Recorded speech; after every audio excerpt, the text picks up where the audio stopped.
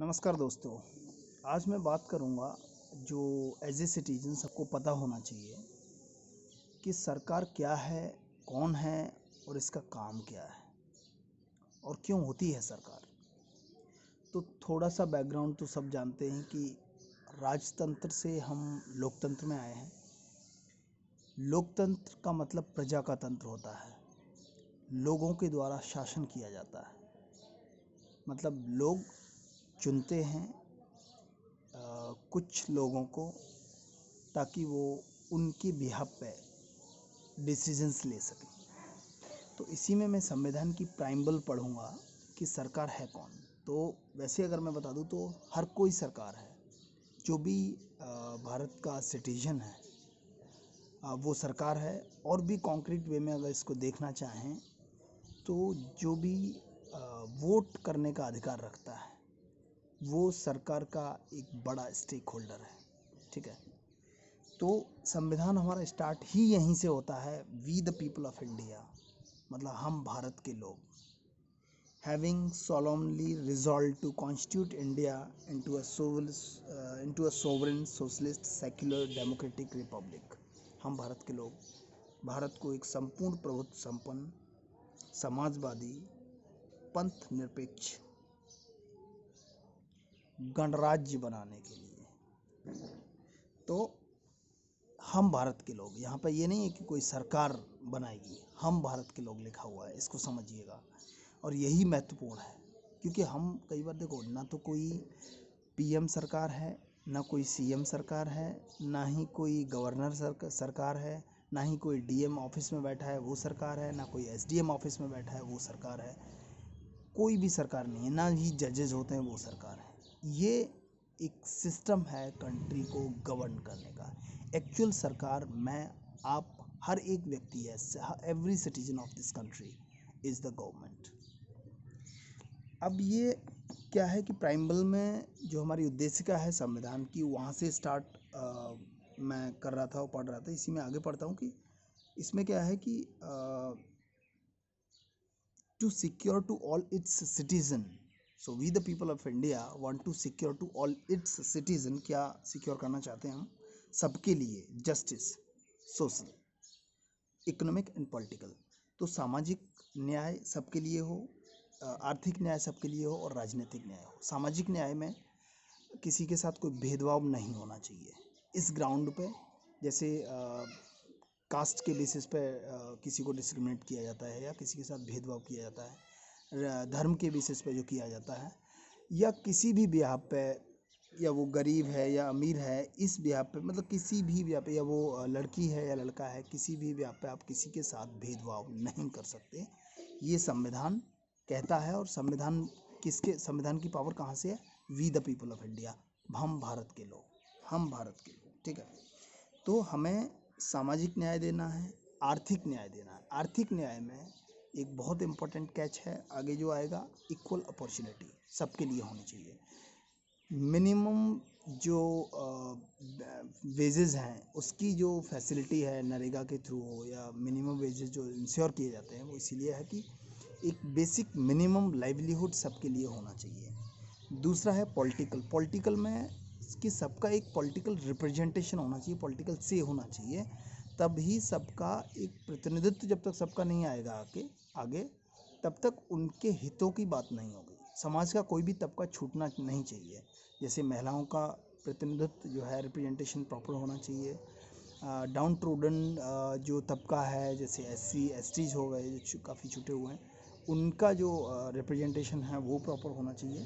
तो ये है justice, social, economic and political. फिर आता है लिबर्टी मतलब स्वतंत्रता। वो किस चीज़ की होनी चाहिए? एक तो थॉट की, मुझे विचार रखने का अधिकार होना चाहिए, मेरे एक्सप्रेशन का अधिकार होना चाहिए। जैसे अभी मैं बोल रहा हूँ, मैं वीडियो बना रहा हूँ, तो this is my right, constitution में ये दिया हुआ है कि ये सबका अधिकार है कि मैं अपनी तरफ से कुछ बोल सकता हूँ।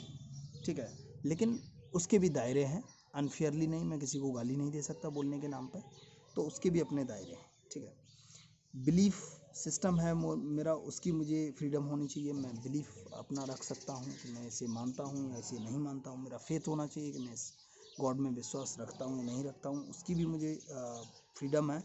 एंड देन वर्शिप का भी मुझे फ्रीडम मिला है संविधान के अनुसार, ठीक है। फिर हम बात करते हैं equality of status end of opportunity. मतलब एक समानता का अधिकार होना चाहिए कि कोई भी स्टेटस में ऊंचा या नीचा नहीं। मतलब अब जातिगत आधार पे आप छोटे या बड़े नहीं कह सकते, जेंडर के आधार पर किसी को छोटा बड़ा नहीं कह सकते, पैसे के आधार पर किसी को छोटा बड़ा नहीं कह सकते। इसीलिए सबको एक वोट का अधिकार दिया गया है। चाहे वो कितना भी पढ़ा लिखा हो तो भी एक वोट डालेगा, उसके पास कितना भी पैसा हो तो भी एक वोट डालेगा, ठीक है। तो नेक्स्ट है status end of opportunity. Opportunity का ये है कि अपॉर्चुनिटी भी सबके लिए इक्वल होना चाहिए। हालांकि ऐसा है नहीं। अपॉर्चुनिटी क्यों नहीं है इक्वल? क्योंकि अपॉर्चुनिटी का मतलब ये है कि सब लोग उसी लाइन से भागें जहाँ, जैसे मैंने जन्म लिया, ठीक है। एक मतलब अंबानी का लड़का है। अब अंबानी के लड़के की जो एजुकेशन मिलेगी और मुझे जो मिलेगी उसमें बहुत डिफरेंस होगा। जबकि होना ये चाहिए कि एजुकेशन सिस्टम एक जैसा हो, तो वो इक्वल अपॉर्चुनिटी हो गई। फिर देखते हैं जिसमें दम होगी वो ले जाएगा, ठीक है। ऐसे ही हेल्थ सिस्टम है, वो सबके लिए इक्वल होना चाहिए। फिर देखते हैं किसमें दम होगी वो ले जाएगा। तो सबसे पहले कि मुझे 50 किलोमीटर 5 किलोमीटर पीछे या 50 किलोमीटर पीछे पहले से मैं दौड़ूंगा, तो वो 50 किलोमीटर आगे टहल के भी रेस पार कर लेगा, अगर 51 किलोमीटर की अगर दौड़ हुई तो, ठीक है। तो ये अपॉर्चुनिटी की इक्वालिटी नहीं है। ऐसे ही अभी इंडस्ट्री का जो मामला चल रहा है जिसमें सुशांत सिंह राजपूत ने अभी सुसाइड किया, तो वो अगेन मतलब जो स्टार किड्स हैं उनके लिए अपॉर्चुनिटी मतलब बॉर्न अपॉर्चुनिटीज़ हैं कि ये क्योंकि स्टार किड हैं तो इनको इसमें मतलब अपॉर्चुनिटी मिलनी ही मिलनी है। अगर ये जो स्टार किड्स नहीं हैं, जिनके पास कितना भी टैलेंट है, उनको बहुत सारा स्ट्रगल करना पड़ता है। तो this is unconstitutional. So minded, कहीं भी अगर किसी को भी इक्वल अपॉर्चुनिटी नहीं मिलती है, बेसिकली ये गवर्नमेंट ऑफिसेज में नहीं, मैं सब जगह की बात कर रहा हूँ, कहीं भी आपके साथ कोई भी डिस्क्रिमिनेशन नहीं होना चाहिए किसी भी ग्राउंड्स पे। इसके अभी प्रोविजंस नहीं है, बट गवर्नमेंट अगर एफिशिएंट होगी तो इसके प्रोविजंस बन सकते हैं। बट दुर्भाग्य की बात है कि समाज का एक बड़ा तबका पॉलिटिक्स को नकार देता है, और पॉलिटिक्स में ऐसे बेवकूफ़ लोग आ जाते हैं जिनको कुछ भी समझ में नहीं आता कि क्या करें और कैसे करें, ठीक है। तो देन नेक्स्ट है fraternity assuring the dignity of individual and unity and integrity of the nation.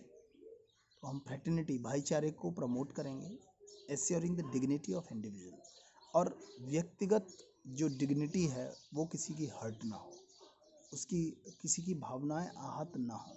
हम भाईचारा करें लेकिन किसी का मजाक ना उड़ाएं, किसी को आहत ना करें, ठीक है। और यूनिटी और इंटीग्रिटी जो नेशन की है उसको प्रमोट करना है, ठीक है। तो in our constituent assembly this 26th day of November 1949 do hereby adopt, enact and give to ourselves this constitution। तो अब कौन है संविधान के पीछे? मतलब हम भारत के लोग, every citizen of this country. तो जहाँ से पावर आती है संविधान की, वो भारत का हर एक व्यक्ति है, हर एक वोटर है या हर एक सिटीज़न है, ठीक है। वहाँ से संविधान की पावर आती है, संविधान से फिर सारा सिस्टम चलता है। तो किसी का एकाधिकार नहीं है, ये डेमोक्रेसी है। कोई अपने आप को डीएम बन के, सीएम बन के, पीएम बन के, मंत्री बन के या विधायक बन के या एमपी बन के अपने आप को राजा ना समझे। आप सब इन लोगों के नौकर हैं जो सिटीजन ऑफ इंडिया है, that is the real owner of this country. Thank you.